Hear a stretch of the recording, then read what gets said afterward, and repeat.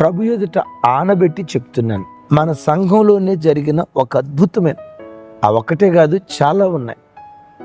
ఓ తమ్ముడు అప్పటికి మ్యారేజ్ కాల, చిన్న షాపు నడుపుకుంటున్నాడు. మేమే ప్రార్థన చేసి ఆ షాపు ఓపెన్ చేశాం.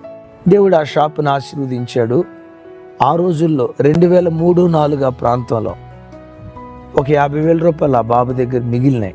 నా దగ్గరకు వచ్చాడు, అన్నయ్య 50,000 రూపాయలు మిగిలినాయి అన్నయ్య, ఒక బండి కొనుక్కుందాం అనుకుంటున్నాను, నాకు చర్చికి రావడానికి ఇబ్బంది అవుతుంది, బండి కొనుక్కుంటానన్నా, అయినా మీ ఇష్టం, మీరేం చెప్తే అది చేస్తాను అన్నాడు.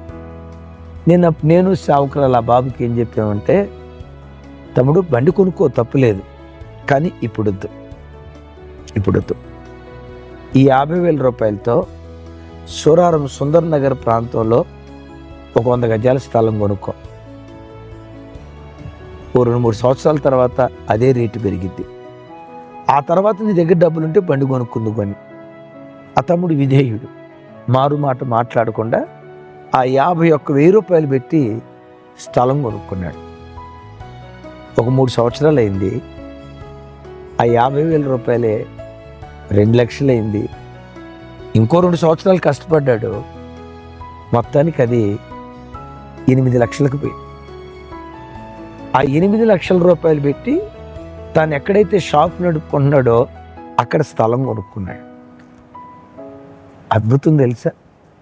ఈరోజు అదే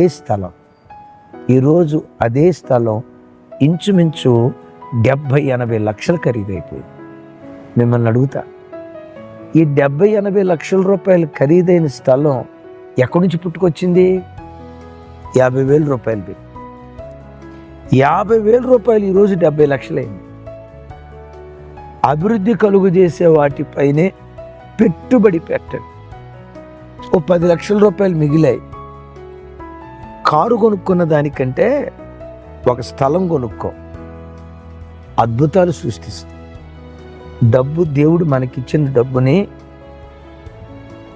పెట్టుబడిగా పెట్టాలి. ఈరోజు రూపాయి పెడితే రేపు 10 రూపాయలు వస్తాయి అన్నట్లుగా అభివృద్ధి కలుగు చేసే వాటికి పెట్టుబడి పెట్టాలి. కానీ నేను బండి కొంటా,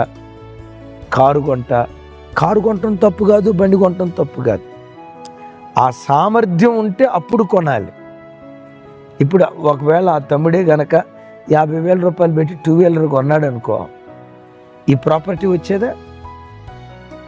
డబ్బు సంపాదించడం ఒక కృప అయితే, సంపాదించిన దాన్ని జ్ఞానయుక్తంగా ఖర్చు పెట్టడం ఇది అంతులేని కృప.